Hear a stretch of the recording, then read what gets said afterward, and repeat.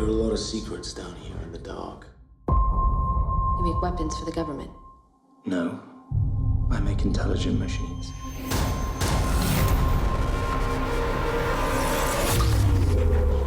The Machine is a sci-fi movie which is set in the future and based around a scientist called Vincent McCarthy. He's played by Toby Stephens. Vincent's at the cutting edge of AI technology. He works for the Ministry of Defense. His tech isn't going very well, and the movie starts with some of the tech going quite spectacularly wrong and destroying a lab and killing a couple of people. These machines are supposed to be for war, but he has an ulterior motive, which is he has a daughter who is suffering from Rett syndrome, and he wants to use this new technology, this new artificial intelligence, to help her get better. Until he meets this beautiful American who comes over, Caity Lotz, who plays Ava. So their tech combined goes into this new creation called the Machine, which is in the image of Ava.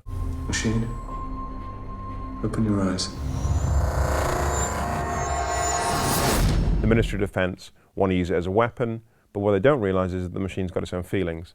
And the machine isn't interested in being a weapon, it's interested in being a thinking, feeling entity of its own. Where are you going? Let go of my arm.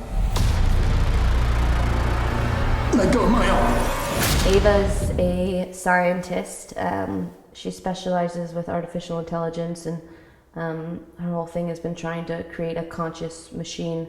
Has been her work for the last few years. And then the Machine is completely different. It was really fun kind of finding that and getting the differences in there. It's really interesting. It's like working with two totally different actresses because you get two very different things from her. So it was wonderful that Toby Stephens came on board. You know, he's a very charismatic and powerful actor. I was very impressed by the script because I thought it was very ambitious in what it was trying to do. I mean, it was dealing with something that we are eventually going to, get to the point where we create artificial intelligence. I think what attracted him to this role was that although Vincent McCarthy is very kind of cold and hard to know and quite morally ambiguous, at his core he's a very decent, loving father, and it was that kind of mix of light and shade that Toby's really brilliant at playing. He's got great energy, Toby, and he's extremely funny. I mean, off camera. I love Toby. He's such a great person and a great actor. We have so much fun working together. Caity was an up-and-coming actress when we cast her in the role. One of the reasons we cast her was because of her physicality. And all of the stunts in the film were done by her. Originally we thought we might have to get a body double before we cast Caity, but she did all of her own stunts. One of the moments I was most looking forward to filming was the moment when the machine breaks free of her restraints and is alone for the first time, and she begins to realize the power of her body.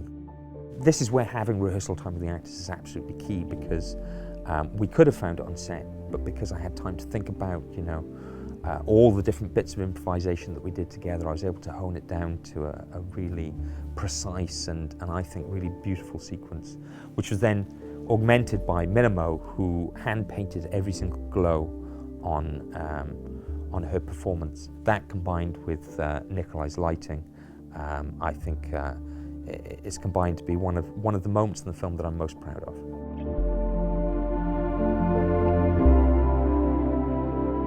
And then the supporting members of the cast and the lead villain played by Denis Lawson. I mean, Denis Lawson is one of my favourite actors. Sorry, Mr. Rampton. Just want to congratulate you on the Turing test. I ruled them. I read the script on a beach in the south of France, and I finished it, and I thought, I've got to do this. This is because it's a wonderful script. What Denis brings is incredible subtlety and levels of humour and double meaning, and he's a really wonderful performer. He's so menacing and really works those angles of playing on her innocence and with knowing that she wants that love. And so it's nice because he's such a nice guy, and then he's able to bring in that devious evil side. Why didn't I think of that? Pooneh Hajimohammedi played Suri, the leader of the soldiers. Playing Suri, it was quite challenging because no one talks about Suri in the film, and she never talks herself, so it's quite difficult to understand her. So I made up a story with Caradog, a background for Suri, so I know what I want and I know what I'm doing, and I hope audience gets that through my performance. And she was fundamental in the language. There's the digital language that the cyborgs in the movie, the augmented soldiers, have. They have their own secret digital language, and I really wanted that to be a real language. Pooneh is Iranian, and so she taught all of the soldiers, all the actors playing soldiers, their lines in Farsi. And so they're all speaking Farsi, which we then obviously digitally manipulated in post, and so the language was her creation, which was really, really great. What myself and Caradog are really interested in is really authenticity behind something, and really the difference between fantasy and hard science fiction. And part of that comes through reading and all the research that Crad did through books.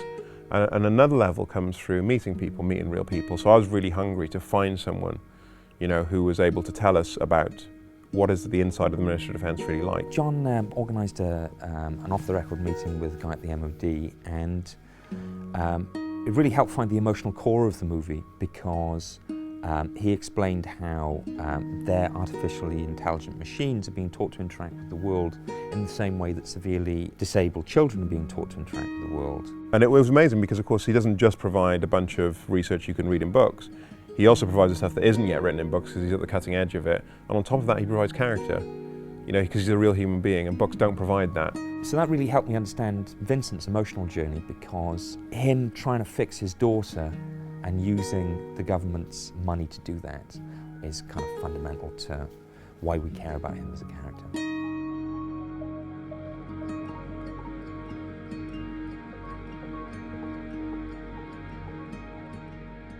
Caradog wrote the script as well as directing it. And what's great about him is he's very open about changing his script. There are parts of the script which are, you know, very, very wordy. And sometimes he'll just go, you know what, let's cut back on that. We don't need to say that, we've already said that. Let's just lean down this scene.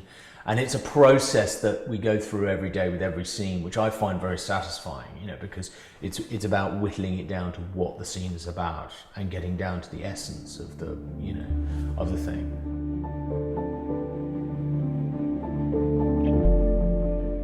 The machine was made for a very, very small amount of money for such an ambitious sci-fi movie. We'd never done CGI before, we'd never done stunts before, we'd never done a sci-fi movie before with so much tech involved in every single shot. We had a budget for a certain number of bullets. There's a great shot that was taken by the stills photographer of John holding up a bullet saying, we've got only so many. They're very sneaky, the armour guys, because of course there's a young boy in all of us. and I was equally as seduced by this, but of course what they did was like, John, have a look at all the weapons. So they put them all out on the floor, and of course what you do then is you call Caradog up, and of course Caradog's just thinking artistically, you know, which is what's the best thing, what's going to look coolest on screen, you know? And of course what's going to look coolest on screen is the biggest gun that there is there, and of course the biggest gun is the most expensive thing they've got. They know that. and of course that's why they lay all the weapons out in front of us. So, you know, they're salesmen. They're salesmen, and I love them for it. One of the biggest problems was our schedule. We only had so just under 5 weeks to shoot the movie. And we didn't realise quite how tight it would be until we came to do the full body burn, because when Suri sets fire to the soldier who's betrayed her, that took half a day to film. Of course it would. We didn't know that. You know, thinking about it, you know, such a quick shot. There you go, set yourself on fire. But you have to actually make sure that people don't die and stuff.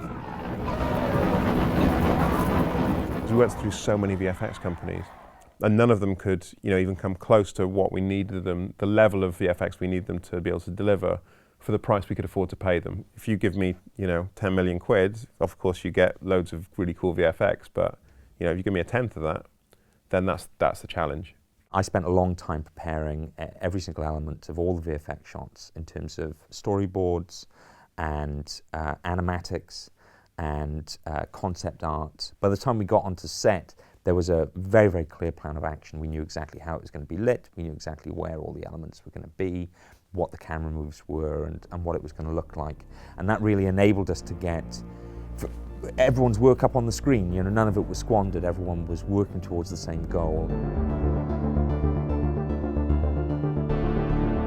So we had these two brilliant companies side by side, Bait and Minimo, to be able to do the VFX of the film. Minimo did all of the 3D compositing work, the really kind of top-end 3D modelling in the film.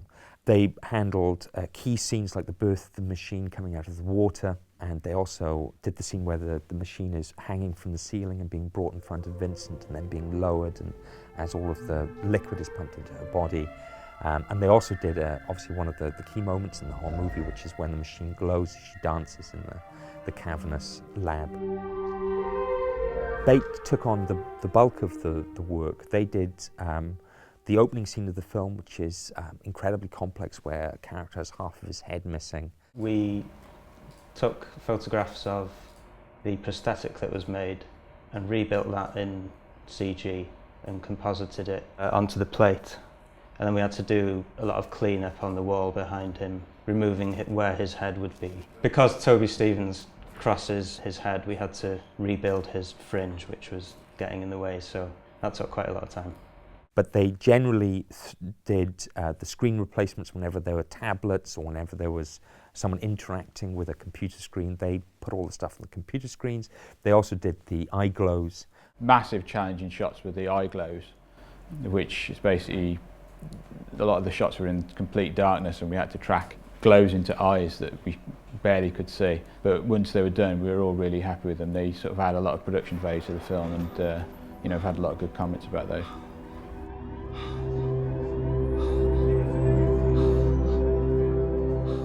And also, they did a wonderful job of some of the glows in the film. There's a wonderful bit where the machine screams in this soldier's face, and she lights up as she screams, and they did some wonderful body glows for her. During shot reviews, Caradog was concerned about hospital shots featuring Toby Stephens' character scanning his daughter's brain. He thought that the shots lacked some sort of art direction, really. They didn't have a lot of money to spend on this particular set, and he wanted us to try and spruce it up in some way.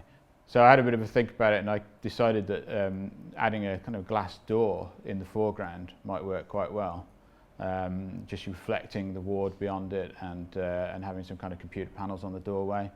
And I did a quick mock-up of it, and Crad was really, really happy with it. He thought it was a fantastic solution. Tim Schmidt, who did all of the muzzle flares in the film, and he also did a key sequence with a quantum computer where the characters interact with the machine, where she's in her most base form, which is just literally her brain has just been mapped and formed, and she's beginning to interact with humans for the first time. And then Rough Collie, a lot of people talk about the credit sequence of the film, and Minimo provided the skeleton for them, and then they textured the skeleton for the credits. And Rough Collie did a really wonderful job of the titles for the film that really sets up the scope and the feeling and the mood that we wanted to realise for the movie. My favourite part of the process is editing. In particular, what was wonderful about this movie is I got a chance to work with Matt Plass-Mills, who's an incredibly talented editor and storyteller. We would work together on our cut together during the week, and then John Giwa-Amu, the producer, would come in at the end of the week and review what we'd put together and give us notes. What was really interesting in this experience of the machine was we did, in the end, 3 sets of test screenings with probably a month or 2 between them, constantly tweaking and refining the movie, and also getting, you know, let's say 50 of the VFX shots, of the 400 VFX shots in every month. Now, from a story point of view, it was brilliant because we got a much tighter, better edit as a result of having that length of time with it and having the constant feedback of audiences, which was keeping the perspective fresh on it.